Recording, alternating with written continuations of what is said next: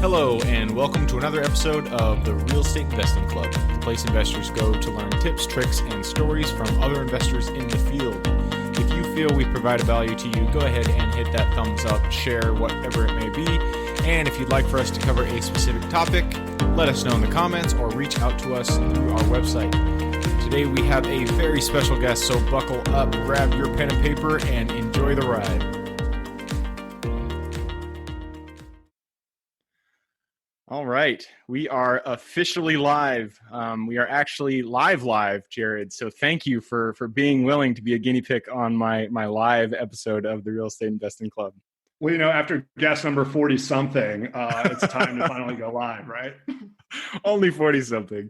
Jared, 40-something. Again, thank you for jumping on. To get everybody started, why don't you tell everybody, who you are, what you're doing, and how you got started in real estate in the first place? Yeah, man, appreciate it. My name is Jared Frost. I am the founder, owner, lead broker of a team called the Blue Pebble Group based in Denver, Colorado. Blue Pebble is a real estate company that offers brokerage through Blue Pebble Homes. We're also in the process of raising our first investment fund. We're going to be focusing on fix and flips, or fix to rent or flip to sale. We also are launching a property manager and buying a company that I can't talk about right now. So, we've got a lot of things going on kind of with COVID, and we're just seeing a lot of opportunities. So, my team's Blue Pebble Group, and whenever you see the Blue Pebble brand, that's kind of what we do. Awesome. I love it. So it sounds like you guys are you're in, you got your fingers out there in different areas of real estate. You got a property management company, you got a brokerage, you're doing fix and flips. We're launching the property manager. So we're not doing it quite yet. We'll probably be live by the end of the year. We finally got approval from our brokerage to do it. So, well, you heard it first here, ladies and gentlemen. Blue Pebble Group, they're going to be launching a property management side of their business. So, and do you guys also do buy and holds, or is it brokerage and fix and flips strictly? The capital that we currently have is not buy and hold capital. It's fix and sell capital. We're also not seeing cap rates high enough in really the Denver area, even with some good yield on costs or even some good development spreads, to get into a buy and hold strategy yet. So, we're, I guess, opportunistically looking for those types of investments. Realistically, you're going to be much more on the multifamily side, value add, versus single family if you're doing buy and hold. Absolutely. Actually, we were talking about that on prior to the show. Cap rates are super low. Jared is from Denver. I'm from Seattle. We're battling it out here. So, I'm not sure who's lower. I'm pretty sure our single family cap rates are 5.25 or something like that. Right? It's just insane. Just ridiculous. All right. So that's what you guys are doing now. So how did you actually get started? We aren't born into real estate. Most of us aren't. Some people are, but I wasn't. How did you get started in real estate investing? Yeah, that's a circuitous route, my man. So actually, my degrees are not real estate at all. My undergrad's in aerospace engineering, and my master's is in financial engineering. So I actually have a pretty high quantitative math background, or quantitative finance background. Started my career trading for Credit Suisse, which is a major Swiss investment bank. Actually traded derivatives from 2007 to 14 on Wall Street in New York. I was on a trading desk trading derivatives the day after Lehman. We could spend an entire hour talking about that. So that is intense. Great background in definitely market making, macro investment, and really just kind of understanding a lot of what traders do. Had a great opportunity to transition into real estate when I moved to Denver. So there's a company called Black Creek Group. Black Creek Group includes both Black Creek Capital as well as Dividend Capital. Dividend Capital is probably what most people are familiar with. They are one of the biggest non-traded REIT platforms in the U.S. And actually the second largest owner of industrial real estate behind Prologis. But you've never really heard of them. Wow. So, or at least in the United States. So I had the opportunity to work on their multifamily development platform. So we were doing, launching private equity funds, focusing on multifamily development in Mexico City and Monterrey, Mexico. So got a great background in, launching a developer, seeing kind of structuring, tax implications. We also did some special situation underwriting on, some hospitality assets as well as some single family stuff. So really had a great background complementing my kind of Wall Street background with real estate development and private equity. Had experience launching a fund with those guys. And so, yeah, I mean, Black Creek kind of showed me what the real estate sector was like. I think everyone has a life story that isn't linear, right? And mine was not after moving to Denver. And so, Black Creek was a great opportunity, and it didn't last as long as I wanted it to. And so when, had to start looking for another one, at that point, I was totally pigeonholed. So like all the private equity shops would tell me I was a real estate guy. All the real estate shops would tell me I was a private equity guy. All the PE, public capital markets people were like, what the heck did you do in New York? And what's this financial engineering degree? Because Denver doesn't do that. And so, here I am with 12 years of, institutional finance experience. And the best job I could find was paying me 40 grand as an analyst. So I was like, no way. I will go and do it on my own. Didn't realize how hard it would be to make 40 grand in your first year. Like, holy crap. I wish someone would have told me that. But, 2 or 3 years down, we started hitting our stride. We're growing the business now. So I definitely don't regret it now. It was just definitely was definitely underinformed when I went off and chose this path.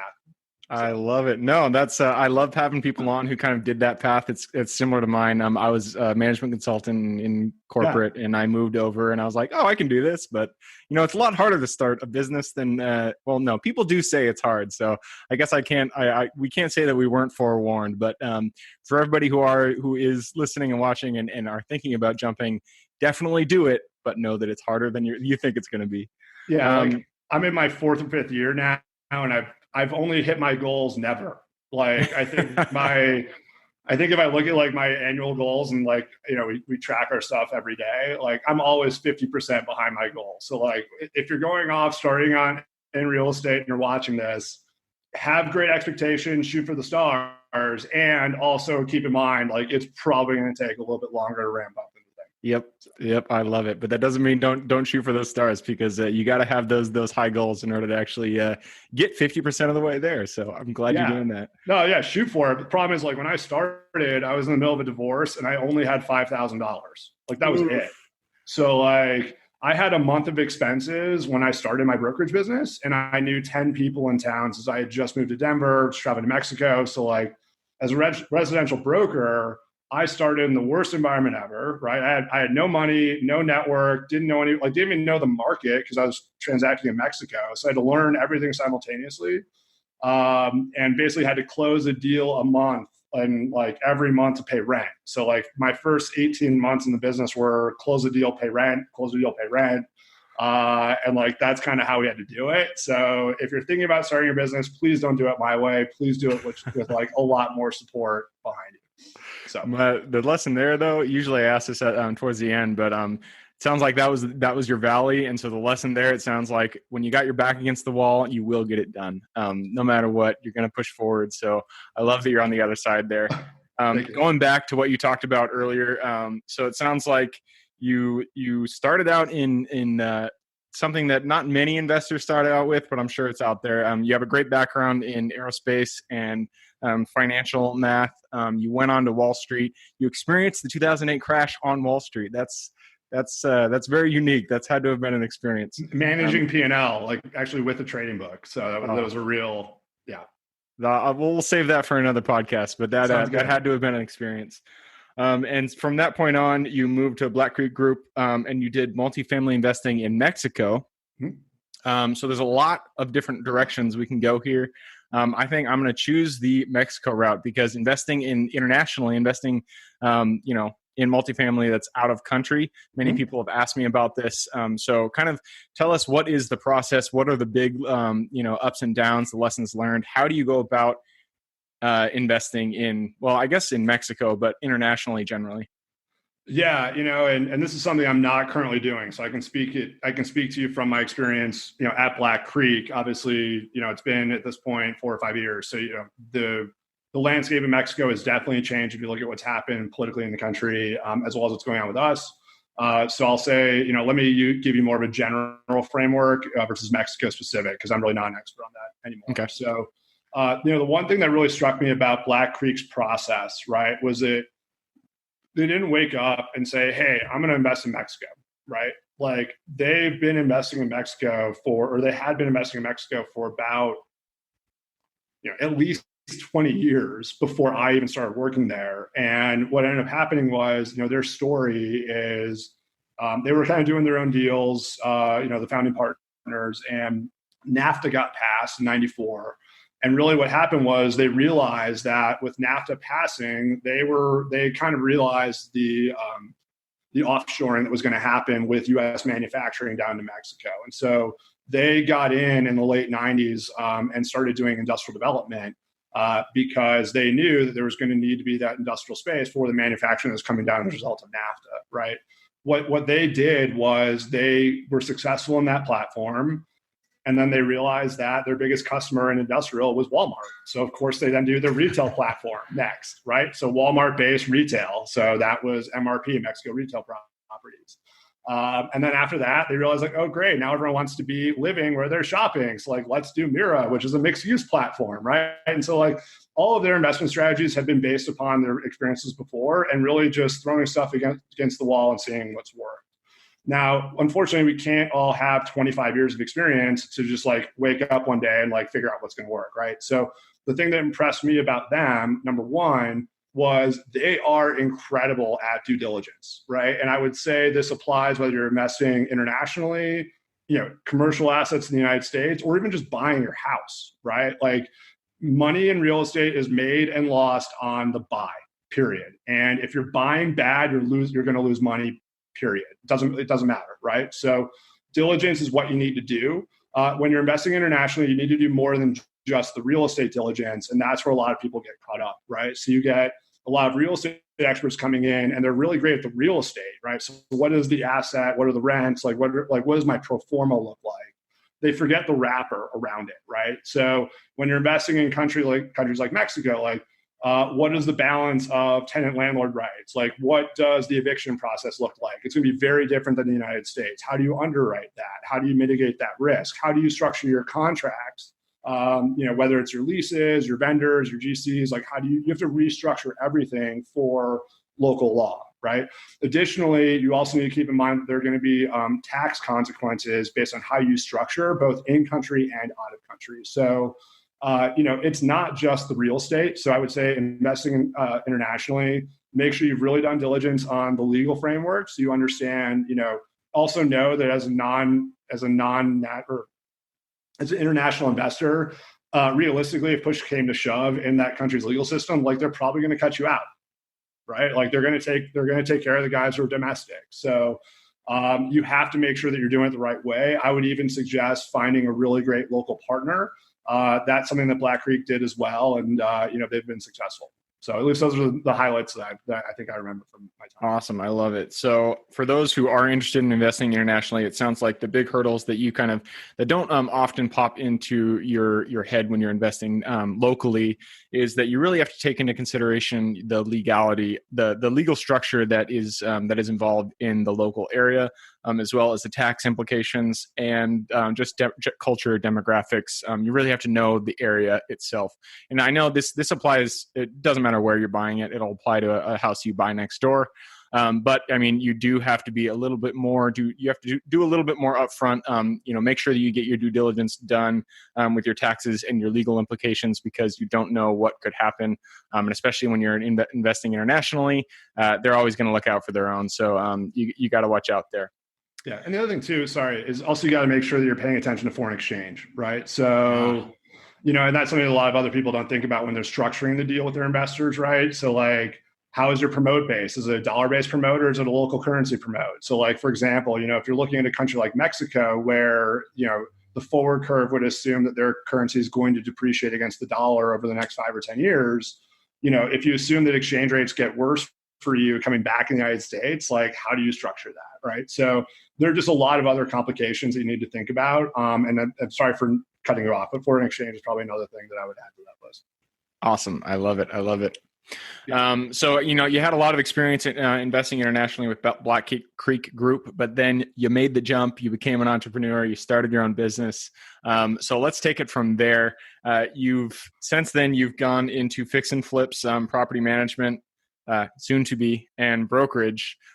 So any investor that's going to be watching the show, the investing process starts with finding the deal. And that's really the hurdle that most investors, they run into. So, you've had a lot of success with fix and flips, and even on the brokerage side, which means that you're good at inbound marketing. You're good at finding those deals somehow. So what is the best way that you found to bring in the leads to your business? Time, coffee, beer. I want to write a book, and the title of the book is going to be Build Your Business with Coffee and Beer. And that's literally it. Right. So I would tell you that there's for at least our business, and I'm sure you've had other guests that would probably say something very different than what I'm about to tell you. I have not found a good, cheap, easy way to identify decent leads. Like mailer campaigns, in my opinion, don't have ROI. Facebook for sellers doesn't have ROI. Most of the leads that we've found are a result of the broker network that we spend a lot of time investing in, or just relationships that we've built in town. So that is coffee, beer, shaking hands, doing Zoom calls, whatever. It really is over the course of 4 or 5 years, building a network large enough and a brand, good enough that people are willing to refer us transactions. So I would say some of the best relationships that people can be pursuing. So if you are trying to originate on your own, obviously, number one, I got to give a plug for all brokers out there. I am one. I always thought brokers had no value. Like I was a trader, like what does a broker do? Nothing, right? So I was convinced brokers had no value, and I actually struggled with that for the first couple of years of me being a broker. And what I've realized is that brokers who are good actually do have a lot of value. So the easiest way for an investor to originate deals is to build relationships with brokers who are actually doing business, right? So if you're an investor who has capital, is not going to mess around, like I would be happy to speak with you, because if I show you a deal, you're going to give me a quick answer. It's yes or no. If it's yes, I know you're interested. Like, let's move forward. Those are great calls, and there are not a lot of investors that play by those rules. I only have a couple, and they're always my first call, right? And you want to be the first call, not the second. If you're not going to be investing in building an external broker network, some of the best relationships that you can create are with trust and estate attorneys. So trust and estate attorneys, as well as probate attorneys, are the ones that are helping families manage that process. Now, a lot of times those attorneys need to act as fiduciaries. And as a result, when you're helping them, you also need to act as a fiduciary if you're a broker. As an investor, though, you have different rules if you're not licensed or if you're not participating as a listing agent, to kind of get some of those deals, because, there are old people that died, typically not updated, there's some work to do. And, most of the next gen doesn't really care about the extra 5 or 10%. They just want to get their money now. So like those are ripe for kind of, cash deal fix and flips. I love it. So, two things have popped into my mind. For one, you're definitely not the first person that said relationships is where real estate is. And that's not to denigrate you, but to say that real estate really is a relationship business. And so just like Jared said, if you want to build your business, beer and coffee. I love that. That is a great title for a book, by the way. Beer and coffee, go out, meet people, meet brokers, start networking. That is a great way to get started. It's amazing what comes out of your network once you start to really put effort into it. Like, just for example, Bud, so just so we can give people context, like I had 500 networking appointments last year. Wow. So like I was averaging 2 coffees or beers a day every single business day of 2019. Wow. So like that's how much time and effort I put into building my network and my relationships, right? Obviously 2020 different with COVID, but those are not relationships that you can just happen once. Like those take years, and like it takes a lot of effort, right? Yeah, absolutely. 500, that I've never heard a broker or anybody in the business give a number to it. And that is a lot. That's, that's more than one a day. So that's impressive. That's a lot of beer. You got to be running a lot to keep the shape there. Hell yeah. Well, no, dude, it's just coffee and beer, right? No carbs, right? If you just do coffee and beer, like you're good, right? Yeah, you don't order off the menu, just coffee and beer. I got you. Yeah, your kidneys love you. Your liver loves you, man. That's exactly how to go. Another thing you said was probate leads. I've done this myself, but I've actually, gone to the courthouse. You mentioned actually networking with trust and estate attorneys, which I've never heard of, surprisingly. That's actually a really good idea. So can you, I mean, as a broker, you can do this. You also recommend that just regular investors who are not, they're not brokers, but they have money and they're looking to buy properties. You think this is also a good method for them to go about finding probate leads? Absolutely. Yeah. I mean, look, one, not only the attorneys, right? Because the attorneys sometimes are getting a lot of junk mail. The other thing I would suggest that you do is go after the paralegals, right? Like the paralegals are the people that like never get any attention whatsoever because they're paralegals. They're not attorneys, right?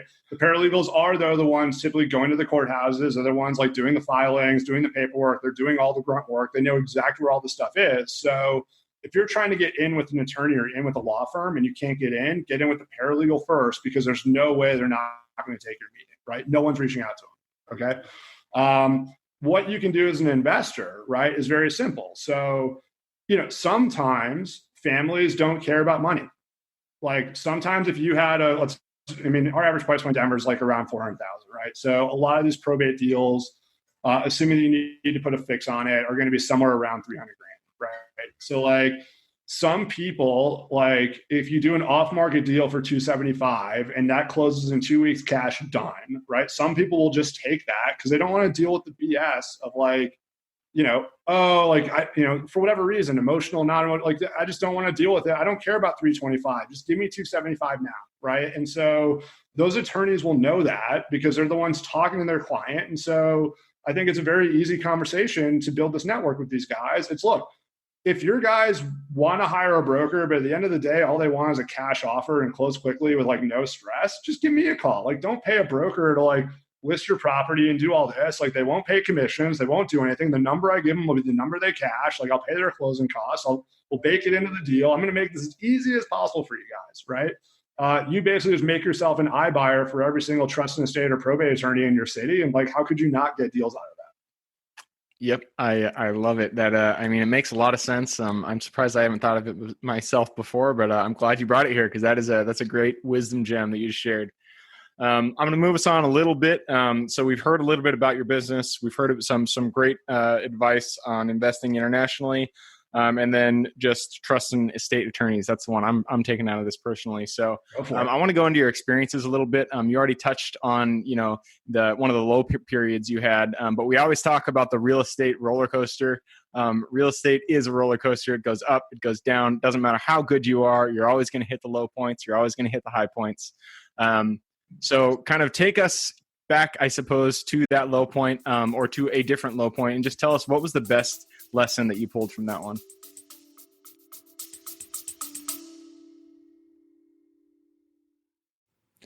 Before we continue on with today's guest, I want to tell you guys about a community I'm launching on School to help investors like yourself grow your own portfolio. In this community, you'll get access to all the docs I use, all the systems I've built, everything I've used to grow my own portfolio, as well as instructions and guidance on how to get out there and find great deals, how to finance those deals, and then how to manage them for great returns. Since we're just launching it, the price will be set at a measly $20 per month, and whatever price you join at is the price you'll have for life. We will be increasing the price as the group grows, so if you're at all interested in growing your portfolio along other investors, now is the time to join. I will put the link somewhere in the bio or on our podcast website at therealestateinvestingclub.com, so if you are interested, head on over there. With that said, let's get back to the podcast.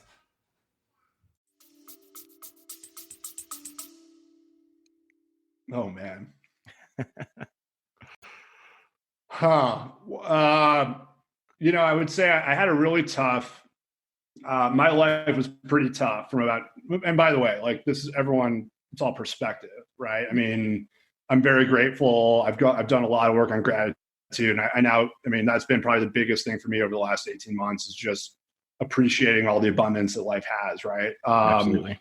I think for me, I went through an experience on Wall Street in 2011 where I was affiliated with trading books that lost $100 million in the last quarter of the year. So we had a very big position built up ahead of the debt ceiling debacle. And needless to say, I'm not a Tea Party fan because they totally screwed the pooch there. And if you go back and look at the S&P, you're going to notice some chop for about a week after that kind of 5. There was a shop for a week, and then we kind of went off. That shop, I'm not going to take credit for it, but that was me and Goldman Sachs. So that was us getting tapped out of a pretty big position at that point in time. And so I had kind of this legacy stress built up. Black Creek was great and, awesome experience, and unfortunately not an experience. It didn't end the way that I wanted it to. That was a stressful experience as well. I was in the middle of a divorce. So when I was starting my business, my marriage was crumbling. My business partners were my realtors when I moved out to Denver, who were also best friends with my ex-father-in-law. So what ended up happening was when I got separated, they led me to believe that this was going to be okay. Obviously it wasn't, but they led me to believe it for too long. So it was negotiated into my settlement agreement. And then what ended up happening was, like we talked about, I got spit out and kind of launched my company in the middle of December 2016, because that's when that kind of dissolved. Terrible time to start real estate. And I picked up the phone on January 3rd and just started my cold calling for 4 hours a day. And like I said, this was cold calling and coffee appointments and cold calling and coffee appointments until I found a deal, got on the market. My first listing ever at Blue Pebble was a cold call to an expired in Kiowa, Colorado. For those of you who don't know what Kiowa, Colorado is, it's an hour and a half southeast of Denver. It is in the middle of nowhere. But I drove I'd never done a farm deal before. Never done like a horse deal. It was a horse property in the middle of nowhere. I'm like, I need to eat. Right. Right. That was like terrible, like just a terrible experience, but we got it cashed. And so the learning lesson, I think, from all this, right, is I think if you put your head down and you isolate and you make your focus very narrow, you can get pretty much through anything, right? Like there was a lot of stress, a lot of other stuff going on with me. This is the end, 2016 was the end of a multi-year fall for me in terms of kind of what Wall Street happened and kind of how that all went down. And what I would say is that, my life got very simple, right?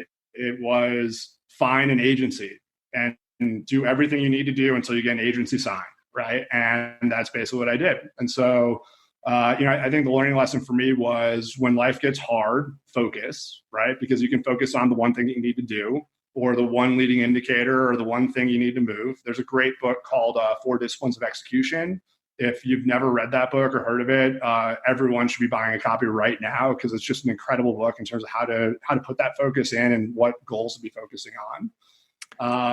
That was a really great transformative experience. And so, funnily, anecdotally, so I got one of my friends for a wedding present gave me a Credit Suisse gold bar. It's like one of those little 1 ounce gold bars, and it said Credit Suisse on it. It's like, haha, like here you go, remember memories, right? And so luckily my ex had forgotten about that. It's when we were kind of dividing up property. So, I had this thing like, an ounce of gold. That's worth something. I had an ounce of gold. I had $1,500, right? And so I literally told myself, I'm going to spend every dollar I have to make Blue Pebble work. And if I spend all that money and it doesn't, I've got this gold bar. This will be my gas money back to Chicago, and I'll move in with my parents. And that was literally it. So. I love it. I mean, it sounds like you went through one of the most trying experiences anybody could experience. Very, very, it's one of the troughs. It's one of the troughs of life, but you came out the other side. You had this gold bar. You said, I'm going to burn my bridges. I'm going to do what I set out to do. If it doesn't work, I got this gold bar. It's going to take me home. And one of the things that I pulled out of that is that you said you did 4 hours of cold calling a day in order to get this going. And that's very inspirational, because if anybody has ever done cold calling before, it is hard. Getting no's so often can be draining. So 4 hours just goes to show you, is if you focus and you just keep pressing on, something's going to happen. You're going to get to the other side. You're going to create Blue Pebble Group, which now has multiple brokerage, fix and flip, and property management company coming soon. So I'm glad you're on the other side. I'm glad you're here with us today. Well, thank you, man. And I will say, if you don't mind me interrupting really quick, the cold calling is not that bad. Like, I get why people don't like doing it, and I totally get why, I totally get why people put up a fight, right? However, it's an incredibly efficient tool. Even when they say F you, don't ever call me, Ben, hang up, like they'll never remember you ever, right? And I would even argue that when most people are cold calling, and this is something I've been coaching my team on, when most people cold call, they're calling for sales, right? Hey, I see, or whatever, right? Hi, this is Jared Frost with Keller Williams Realty. I recently noticed that your home fell off the MLS, and undoubtedly I'm calling today to find out when you're planning on hiring the right agent for the job to sell your house, right? That's a script all the Keller Williams agents, right? That's a sales script, right?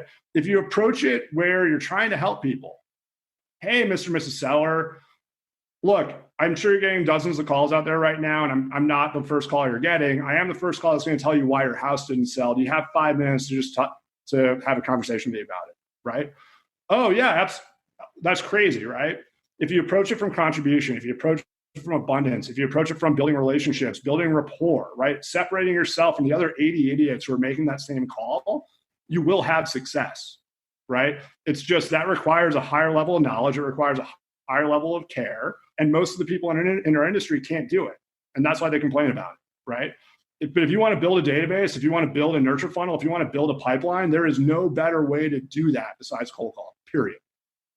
I love it. And I like that you said, I mean, cold calling, when I first got into it, we do mobile home and RV parks. That's what our specialty is here. So I've called plenty of park owners. And when I first started, it dragged on me. But you're absolutely right.